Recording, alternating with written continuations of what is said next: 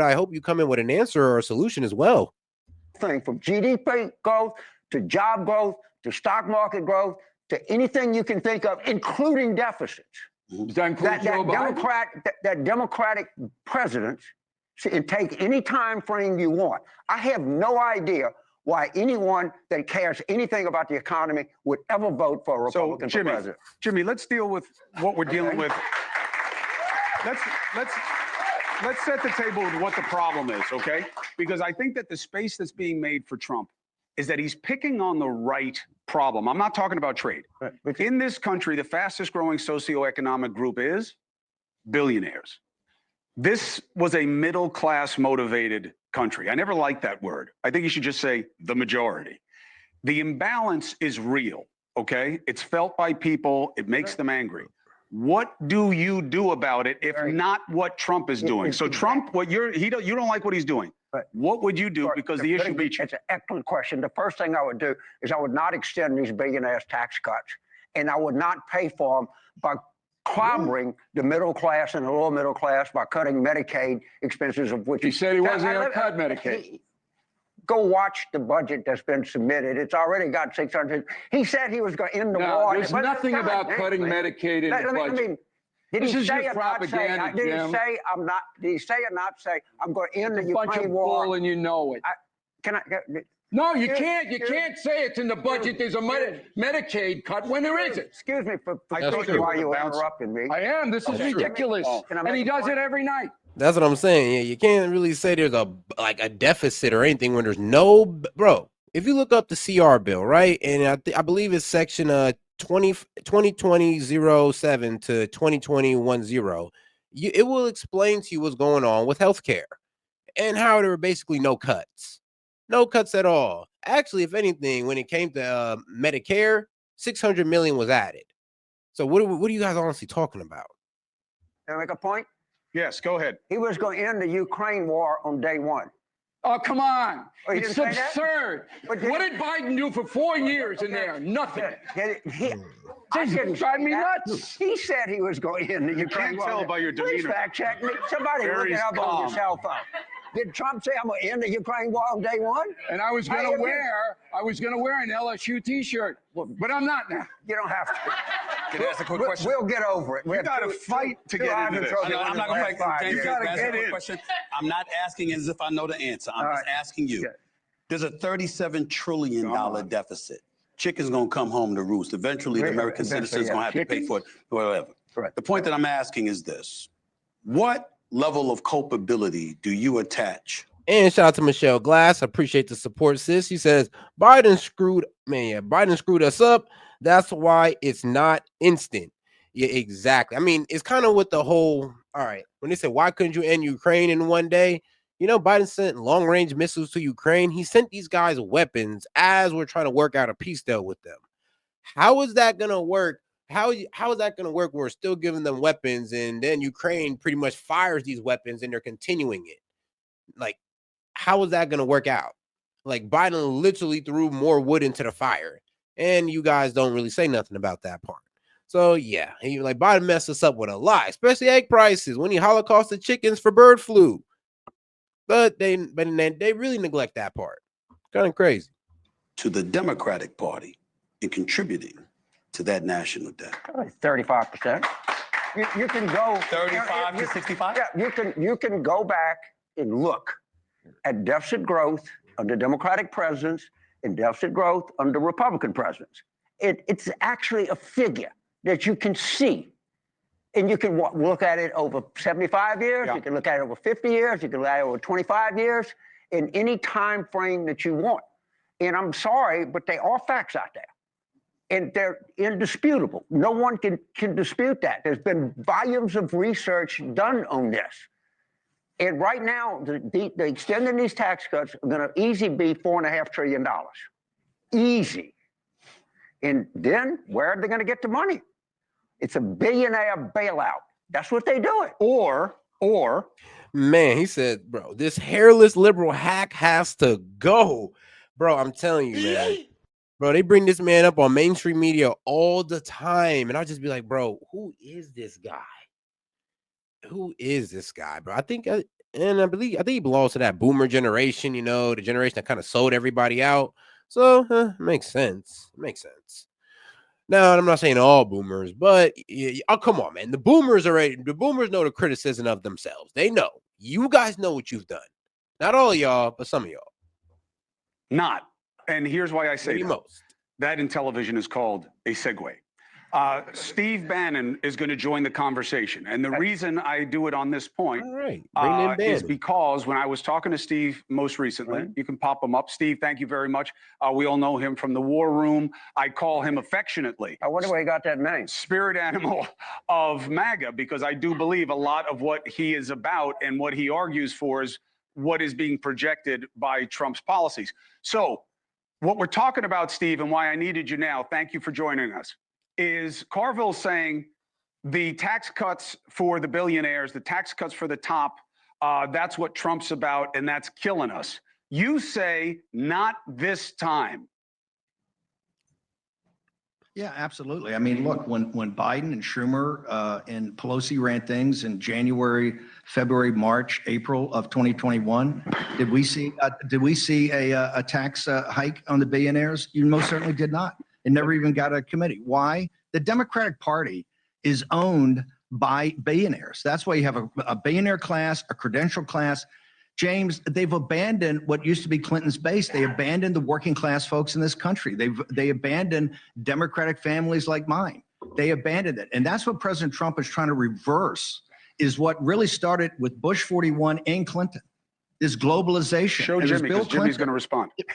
It was Bill Clinton that allowed the Chinese Communist Party into the World Trade Organization. By the way, both parties did it, the neoliberal neocon, and that's why both parties are responsible for this. President Trump, well, yeah, what I don't like about the libs is that they try to turn my community into an echo chamber, and I really don't like that. It's like, yeah, when you try to pretty much manipulate my community to go ahead and, dance for your agenda, yeah, you're going to piss off the more intelligent of us, and trust me, we have our way of getting back. And shout out to, independent media, because here we are, and we ain't going to let y'all manipulate us no longer. Yeah, and God, we're going to burst the echo chamber. We're going to kick down the door of the echo chamber that the liberal party is built around the black community and others. Is a revolution. You're 100 days into this. And that's what he's trying to do, is redo the entire commercial relationships of the world that focus not just on America first, but American citizens first, and particularly working class and middle class, to bring high value added manufacturing jobs back. So Steve says that he's going to raise taxes on the rich to help pay for the tax cuts for the middle class this time. I hope that Steve is right. I don't think he is. Why? Because I think they're going to cut tax. I think they're going to keep the tax cuts for the billionaires. If he's right, if they raise taxes on rich people and help middle class people, and they keep expanding. So if rich people taxes go up, right? What are y'all gonna say then? Will y'all come here and be like, you know what, S.E.T, you're right, man. Like, you're right. S.E.T ain't working for the rich. I mean, my bad, but Trump ain't working for the rich. You were right. He raised taxes on the rich. He lowered them on us. Our bad, bruh. Our bad. Will y'all even be man enough to do that? Like, I'm just saying. Or like, people of good character. Health care for middle class people and subsidies to help so people can buy insurance. If they keep doing that and they tax billionaires, you know what? I'm going to come on your show, Chris, and say, I got it wrong. I got it wrong. But do you Trump agree? is really for the average person. He's really not for the billionaire. But do you agree with Steve Bannon when he says the left is sold out to the elitist on that side of the aisle? The same thing that you're accusing of the Republican Party of doing, that the Democrats have been doing. Do you agree with that? I don't know. I don't. I think the Democrats have their own problem. I think that Trump's election was self-engineered by the Democratic Party. I think it was a horrible mistake. Actually, there's one thing. I'm actually going to do a study into this, because I believe there may be some lies into this study as well. Because here's the thing. Where are the worst high crime cities are at? Because this is the lie. They say, oh, well, you guys want to talk about crime, but there's a lot of crime in Republican leaning states. And then I'm thinking of states like, you want to know what a murder capital it is, my friend? It's in Illinois, a blue state. Chicago, my friend. You want to know where a lot? Oh, LA, Compton, like, man. And it's in California, a blue state, my friend. Like, most of the most dangerous, like, bro, the most dangerous places in America are in blue states. Brooklyn, New York is in the blue state of New York, my friend. So I'm gonna do it. I'm gonna do more investigation into this because yeah, this on his face it sounds wrong. To embrace the language of the identity left. On I his think it was a face. horrible mistake not to speak up and say Biden shouldn't be running for re-election. And Stephen, you did that, and I congratulate you on that. And you were there early. And I think it was a further horrible mistake is on July the 21st when he dropped out. And President Barack Obama was trying to call people and said, "Well, I have a contested operation here. We got to get these people front and center." So I think the Democrats, and I'll blame them, made three terrible mistakes that made this possible. If we don't make any one of those three mistakes, then Trump doesn't win. So I'm not here to defend the Democratic Party existed. But what I'm saying is the Democrats have an incredible opportunity to stand up to these billionaire tax cuts and to stand up to these cuts of health care for ordinary people. And if we do that, we don't have to trust the American people. So let's take a break. We'll Let's keep the conversation going. Steve Bannon, it's great to have you here. Who would ever think that Steve Bannon and James Carville are in the same place in terms of what has to happen with tax policy? That guy is smarter. What happens, we'll see. But I told you it was going to be a special night. I told you. We'll be right back. Stay with News Nation.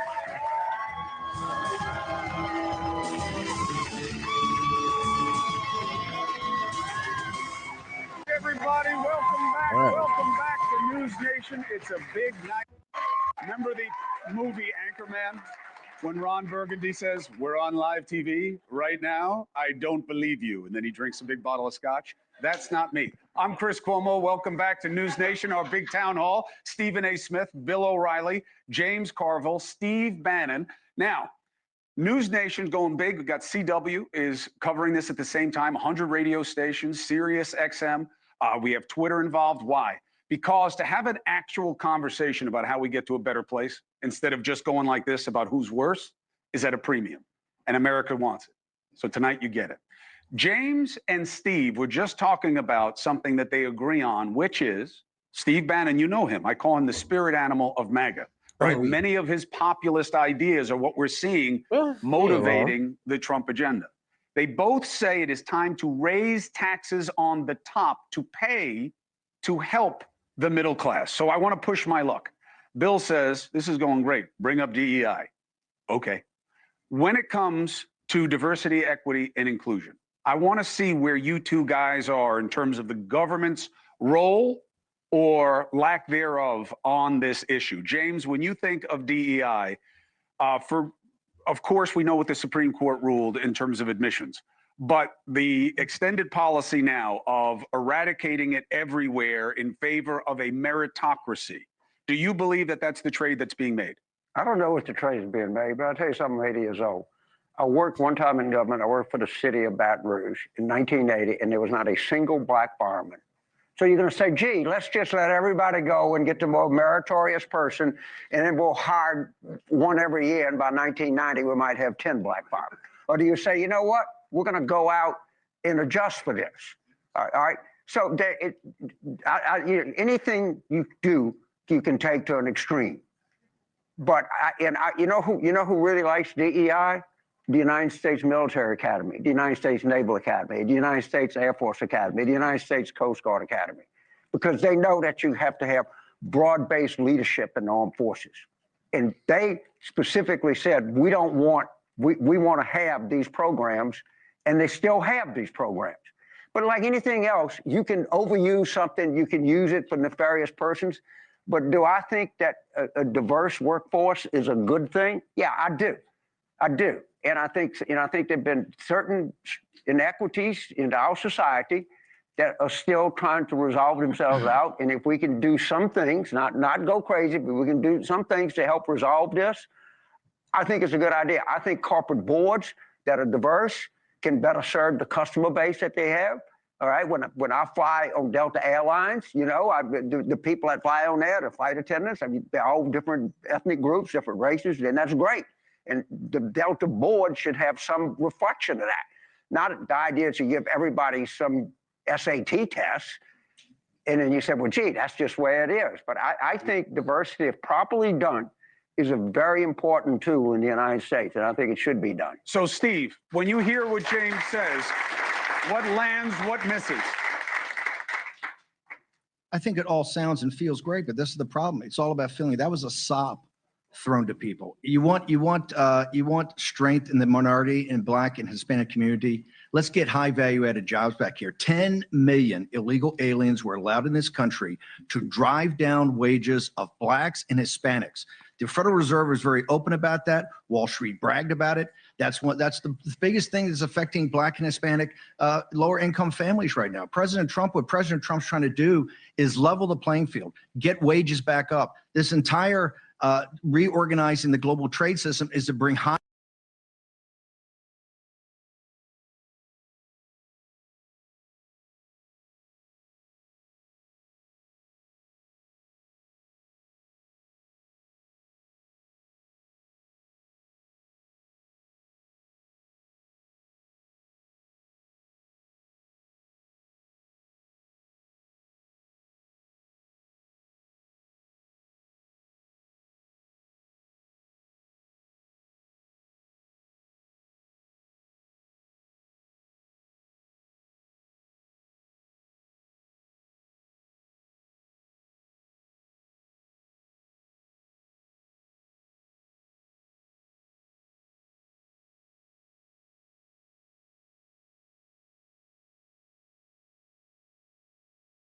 value added manufacturing jobs back here, not these service jobs, manufacturing jobs. So you can have a healthy. My bad. He was talking about raising wages, and I was pretty much trying to make the point on how if you honestly use the supply and demand little chart or supply and demand scale, however people want to frame it, because I've seen them frame it both ways, but however you want to frame that, yes, if and this is how it works for jobs, especially if there is a high number of jobs, which means that there's going to be a high demand for jobs, but there's a low supply of workers, then what does that mean? Wages go up. You can even do the same for, products. If there's a high demand for product, but low supply of it, then the prices go up for that product. It's kind of like the way they kind of do the Gucci bags or these, rare collector items. Middle class, but more importantly, a healthy working class with high-paying jobs. And by the way, so that's where Trump's focused. The DEI, Steve. Hang on. This is what Wall Street and the corporate America always do. They throw you some sop. That's a shiny pony to divert your attention of how they're screwing the working class and middle class in this country every day. It's two different. And as President Trump just said, did you hear his interview here? Yes, sir. Okay. It's two different things. Yes, you want to provide as much opportunity for Americans to make as much money as they can, and manufacturing will do that. But you dodged the question, Steve, about preference. See, I'm fine with diversity. Okay, I agree with Carville on diversity. It's a strength. And I'm fine with inclusion. I think everybody should have an equal pathway to pursue happiness. I hate equity because equity then favors one group or gender over another. Donald Trump, the president, was very clear on News Nation tonight that he does not want that. That if you are going to be admitted to a school or be accepted for a job, you do it on merit, not on gender or skin color. What do you think about that? Are you for that? I agree with him. I agree with him 100%. All right, Stephen. 100%. 100%. And he saw also, but hang on. He also went out of his ways to make sure the historic Black colleges and universities were well financed and has sound financial footing, right? So people get opportunities and get access to college. If they can't get into these other colleges, they get in college. Some of those are some of the greatest. Hampton Institute in my home state of Virginia is one of the finest colleges in the country, right? President Trump has gone out of his way to do that. President Trump is somebody for every American. It's about being an American citizen, and he's fighting for that every day. Steve Bannon, Stephen A. Smith here. Good to see you again. Thank you again for coming on my show a few weeks ago. Okay. You bring up DEI, you talk about it on merit. And one of the things that you and I debated back, we went back and forth about it. I said, first of all, my definition of DEI is didn't earn it. Let me put that out there. Secondly, what I'm pointing to is the neglect in recalling while some of these policies were implemented to begin with. So when we talk about the eradication of quote unquote DEI initiatives, what it leads me back to is, okay, there was a white male power structure that existed throughout history before these policies were implemented that didn't operate based on equity, didn't operate based on merit, rather. They operated based on, to use your word, Bill, preferences. What in God's name are we seeing in this day and age that tells us? If we're talking about American history, let's be real. Even the white people kind of had to get it out the mud amongst themselves. Like, yeah, I mean, I'm gonna be honest with you. A lot of the great barons actually grew up pretty damn poor, and they rose to be the most powerful men in existence. So, yeah, America has always been the land of, hey, man, I made it from the slums, and now I'm the most powerful man damn near in the world. We've been that land that produced those types of people. So I don't really hear him when he's kind of streaming us saying, "Oh, this was a land where it was on preferences." Like, trust me, G. Like the old elites of that time, they had a preference of making sure they were the only ones, and they kept getting pissed off that people from the bottom kept making it to their level. Trust me. I mean, that's why they're trying to do the mind control they got in today. They're tired of people reaching their level. They're pretty insecure people, and they want to keep us out. And they're doing a damn good job of it, if you ask me. Us that America or this administration or Congress, whomever, that their preferences is going to be diversity as opposed to a return to the quote unquote good old days. The diversity is merit. No, but you can expose it. That's the journalist point of view. No, All right, the journalism, if you have a company that's not going to hire any minorities, then every reporter in that town should be standing outside that company going, hey, what the deuce are these people doing? But what everybody has to understand is you don't correct historical wrongs by creating modern wrongs. You don't do that. All right, hold on. Jimmy, I want to get you in, and then we're going to pivot to a different topic because I got Secretary Kennedy, and I don't want to lose his window. Go ahead. I just want to make a point about DEI. I taught college for 16 years. I taught 9 years at Tulane. You know how you would get in my class if you were black or you were conservative? You know why? Because we didn't have many, and I wanted a diverse classroom. So if you came in and you saw me and said, Professor Colby, I want to get in your class, I'm a conservative Republican, said, come right in. We would actually go out. We would go out and look for black students to be in the class. You know why? Because I wanted a diverse class. I wanted diverse opinions. And if you just sit at a major, expensive private university, you know what you're going to lack? You're going to lack sufficient number of black students because there's a huge economic barrier to go to these $75,000 a year colleges. And it's secret. These colleges are overrun by liberals. I wanted other people. I practice diversity. I practice whatever you want to call it. I actually solicit. I mean, the problem with y'all diversity is it's not a diversity in ideology. I don't believe in that. That's the problem. Y'all don't believe in diversity when it comes to how people think. There's the problem with the Democratic Party. Like, you say you practice diversity. I mean, yeah, gender diversity, race diversity. I mean, what was it? Gender diversity?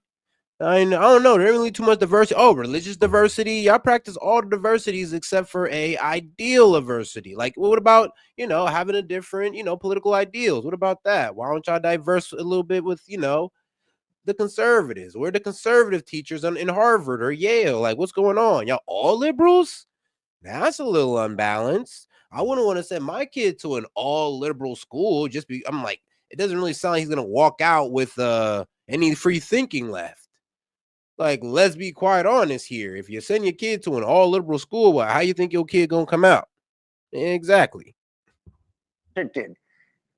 Black. So I ain't gonna lie, it would be in these universities' best interest to pull a CNN and get some Scott Jennings professors in there, okay? Yes, I need some conservative professors to kind of, tote the line here. So maybe these kids come out a little bit more centrist instead of just all out, leftist. You feel me? Let's have some balance here among our youth. And let's not try to indoctrinate them into, one-sided beliefs. In conservative students, because I thought it made for a better education for everybody else. It made for a better classroom.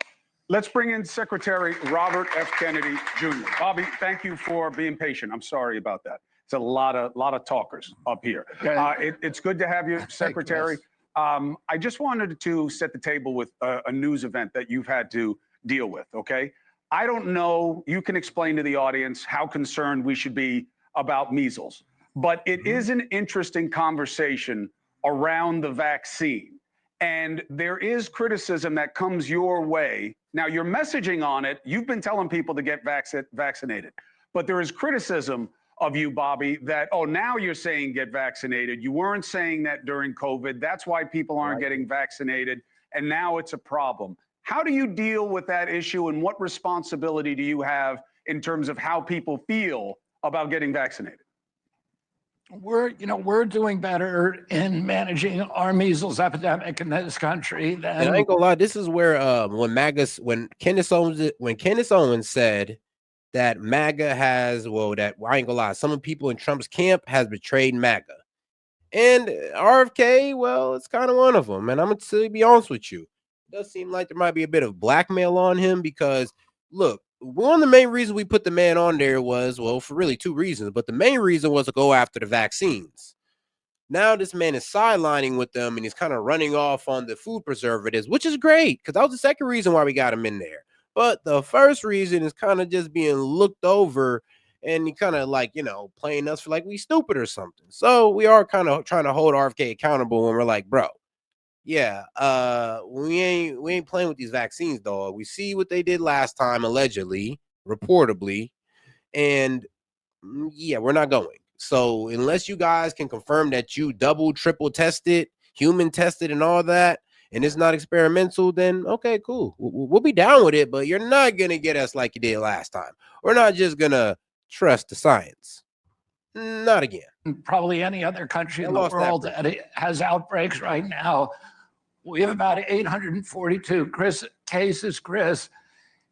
In Canada, they have about the same number. They have 1/8 of our population. Europe has 10 times that number. Our numbers have plateaued. So you're still seeing added measles cases, but the rate of growth has gone down. Now, there are populations in our country, like the Mennonites in Texas, who are most afflicted, and they have religious objections to the vaccination because the MMR vaccine contains a lot of aborted fetus debris and DNA particles. So they don't want to take it. So we ought to be able to take care of those populations when they get sick. And that's one of the things that CDC has not done. CDC has said the only thing that we have is vaccination. There's all kinds of treatments when people do get sick, and those people should be treated with compassion. I'll say, and we ought to have good treatments for them, and that's what we're developing at CDC right now. Protocols are treating measles. I want to say this. We've had 4 measles deaths in this country in 20 years. We have 100,000 autism cases a year. We have 38% of our kids now are diabetic or pre-diabetic. That should be in the headlines. When I was a kid, the average pediatrician saw 1 case of diabetes in a 40 or 50-year career. Today, 1 out of every 3 kids who walks through his office door is diabetic or pre-diabetic.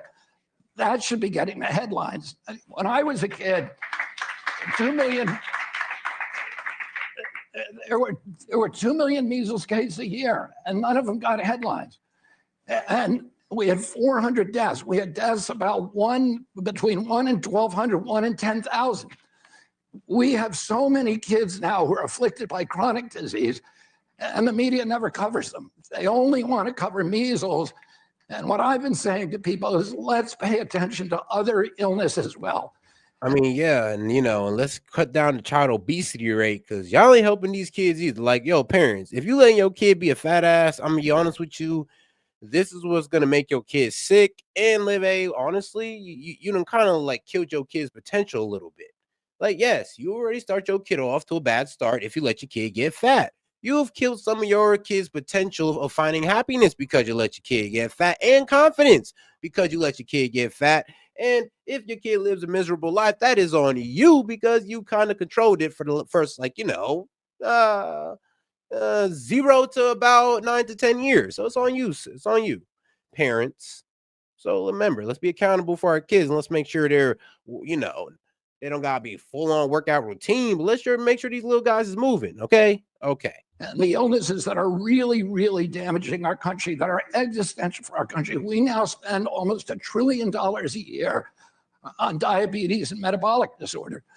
By 2035, we're going to be spending $1 million a year on autism. Autism in 1970 was 1 in 10,000 Americans. Today, it's 1 in 31. In California, it's 1 in every 20 kids, 1 in every 12.5 boys. This is what the media ought to be focusing on, and it's not. And because of that, we don't have the solutions and we don't have the cures. Mr. Secretary Stephen A. Smith here. Thank you for coming on the show. HHS reduced your employee status from 82,000 to 62,000 employees, if I remember correctly. Cut about 1.8 billion. But nevertheless, you got a lot of American citizens wondering how on earth are you going to ensure that we're going to become a healthier society with over 20,000 less employees to look over things and purview things to some degree. What do you say to that? Well, I would say during the Biden administration, my agency grew by 38%, and Americans got. Yeah. Yeah. That's what I'm saying. It was like they added they added government jobs to make up for all the factory jobs that they lost. That's pretty much what they did, guys. They said, F the middle class. We'll just try to kind of help out the upper middle class a little bit and just kind of F, the lower middle class. Sorry, guys, but we're just going to, hide the fact that we let go of all these factory jobs and just replace them with government jobs. Man. Got sicker. Damn. So it's not throwing money at it or hiring people that is solving the problem. We have so much redundancy in our agency. We have 100 communications departments. We have 40 IT departments. We have 40 procurement departments. Damn. We had. See? And this is what I was saying. I think it was Elon Musk that exposed the fact that, there's a problem in our government. We got 4 people hired for the same position. I was like, wait, what? He said across departments, he said there are people hired to do the same exact job. And he said that, bro, it's to the point where there are just some departments that literally sit around and don't even know why they're there. Literally don't know. They just know that they're collecting a check and they just got the job of a lifetime because they ain't really got to do shit. I mean, shout out to y'all, but now you're fired. You got to go out to the workforce with the skills that you're supposed to be using for the government. But now you get to go out there and use it in the workforce or the private market. What we did is we're streamlining the agency and we're recalibrating its trajectory so that people there are narrowly focused on one issue, which is how do we end the chronic disease epidemic? When my uncle was president, 3% of Americans had chronic disease. Today it's 60%.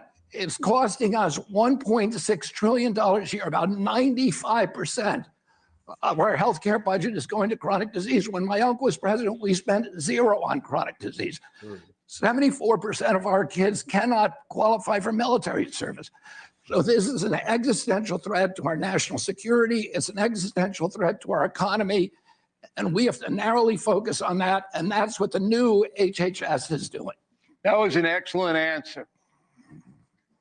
That's That was an excellent answer. I mean, let me tell you. Yeah, I do think it is your responsibility as a patriot, as an American man, to make sure that you are fit throughout your life just in case it goes down. I mean, bro, God forbid you get drafted, but God forbid you never know what might happen. It might be something against you or your family, and you want to be fit enough to make sure that happens. And for my fat ass to be like, don't worry, I'll just grab my gun. And when the gun's not an option, then what? Let me not go too far with that. But you get my point. You talk about a disease you were able to cure. That's right. I'll go further. Most political appointees are pinheads, all right? In my 50 years experience in journalism, they don't care about improving things. They care about their job title, their prestige, their expense account. But Stephen A's question was right on the mark. And I go, ooh, that's a good question. You had an answer that everybody could understand. And that's what more people should do. And you know me, Kennedy, I wouldn't kiss your butt at all. I'm telling you the truth. You never have, though. All right. Bobby, on that note, I'm going to let you get back to work. Thank you very much. You're always welcome here at News Nation to make the case to the American people. I look forward to seeing you taking on some of the most rich and powerful interests, which are the food companies and the drug companies in this country, if you're going to get after chronic disease. And you have a place here to make that case whenever you want it. Good luck doing the work of the people, Bobby. We're going to take a break, 4 minutes and 30 seconds. We're going to bring in more names for more perspective. Former New Hampshire Governor Chris Sununu, former chair of the RNC Ronna McDaniel, and my friend Patrick Bet-David. In the break, look at his reach. Yeah.